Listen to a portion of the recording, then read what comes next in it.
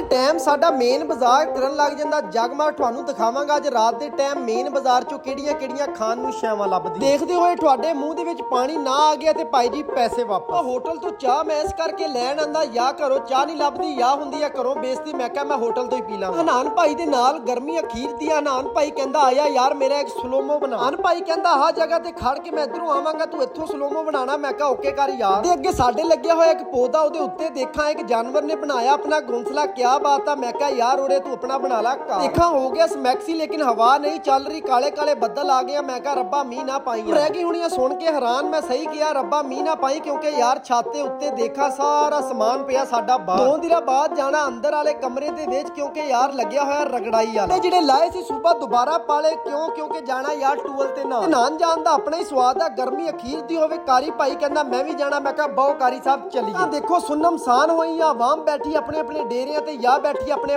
ਘਰਾਂ। ਜੀਮ ਭਾਈ ਨੂੰ ਪੁੱਛਿਆ ਮੈਂ ਕਿਹਾ ਤੂੰ ਵਾਪਸ ਆ ਗਿਆ? ਕਹਿੰਦਾ ਯਾਰ ਮੈਂ ਤਾਂ ਨਹਾ ਲਿਆ, ਤੂੰ ਹੁਣ ਟੂਲ ਤੇ ਆਇਆ, ਟੂਲ ਹੋ ਗਿਆ ਹੁਣ ਤਾਂ ਬੰਦ ਕਰਕੇ। ਯਾਰ ਹੁਣੀ ਆ ਗਏ ਮਹੱਲੇ ਦੇ ਵਿੱਚ ਮਿੱਤਰੋ। ਯਾਰ ਗਰਮੀ ਅਖੀਰ ਦੀ ਆ। ਮੈਂ ਕਿਹਾ ਪੈਟਰੋਲ ਦਾ ਇੰਤਜ਼ਾਮ ਕੀਤਾ ਜਾ। ਮੁੰਡੇ ਦੇ ਕੋਲੋਂ ਫਿਰ ਫੜੇ ਪੈਸੇ। ਮੈਂ ਕਿਹਾ ਯਾਰ ਚੱਲਦੇ ਆ ਪੈਟਰੋਲ ਪਵਾਈਏ ਤੇ ਚੱਲੀਏ ਹੁਣ ਟੂਲ ਤੇ ਨਾ। ਲੂਟ ਕੋਨੀ ਹੈ ਸੀ, ਬੜੇ ਜਗਾੜ ਲਾ ਕੇ ਕੈਨ ਦੇ ਵਿੱਚ ਪਵਾਇਆ ਪੈਟਰੋਲ। ਮੈਂ ਕਿਹਾ ਨਾਈਸ ਮੁੰਡਿਆ ਹੁਣ ਚੱਲੀਏ ਨਾ। ਮੁੰਡਾ ਕਹਿੰਦਾ ਯਾਰ ਇਹ ਤਾਂ ਉੱਤੇ ਕੰਮ ਲੱਗੇ ਹੋਏ ਆ, ਉਹਨਾਂ ਦਾ ਹੈਗਾ ਡੀਜ਼ਲ। ਹੋ ਗਿਆ ਮਿੱਤਰੋ ਸਾਡੇ ਨਾਲ ਪ੍ਰੈਂਕ, ਨਾਲ ਹੀ ਬਾਹਰ ਆਇਆ। ਯਾਰ ਹੁਣੀ ਦੇਖਾ ਚੱਲਣ ਲੱਗ ਗਈਆਂ ਠੰਡੀਆਂ ਹਵਾਵਾਂ। ਅੱਲਾਹ ਤਾਲਾ ਦਾ ਕੀਤਾ ਸ਼ੁਕਰ ਅਦਾ।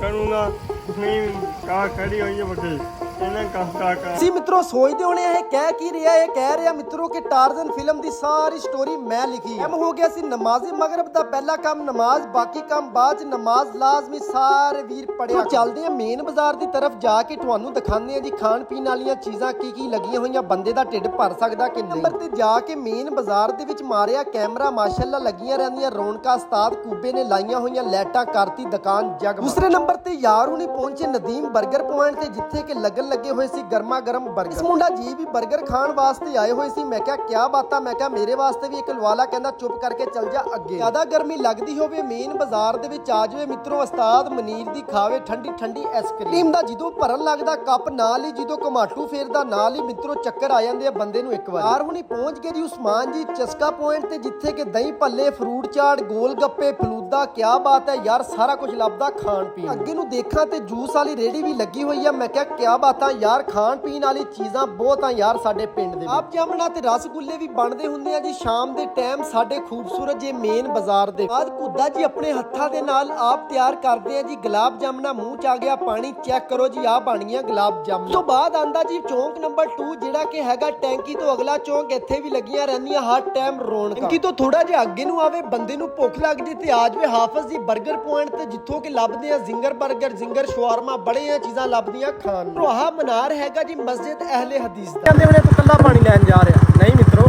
ਮੇਰੇ ਪਿੱਛੇ ਵੀ ਇੱਕ ਬੰਦਾ ਬੈਠਾ। ਦੱਸੋ ਜੀ ਆਪਣਾ ਨਾਮ? ਮੁਹੰਮਦ ਅਹਿਮਦ। ਮਾਸ਼ਾਅੱਲਾ ਉਮਰ ਦੱਸੀ ਜਾਏ ਆਪਣੀ ਕਿੰਨੀ ਹੈ? ਵਿਆਹ ਹੋ ਜਾਣਾ ਚਾਹੀਦਾ ਇਸ ਉਮਰ 'ਚ ਕਿ ਨਹੀਂ? ਮੈਨੂੰ ਦਿਓ ਇਜਾਜ਼ਤ, ਆਪਣਾ ਖਿਆਲ ਰੱਖਿਓ, ਨਮਾਜ਼ ਕਾਇਮ ਕਰਿਓ। ਪਾਕਿਸਤਾਨ ਜ਼ਿੰਦਾਬਾਦ।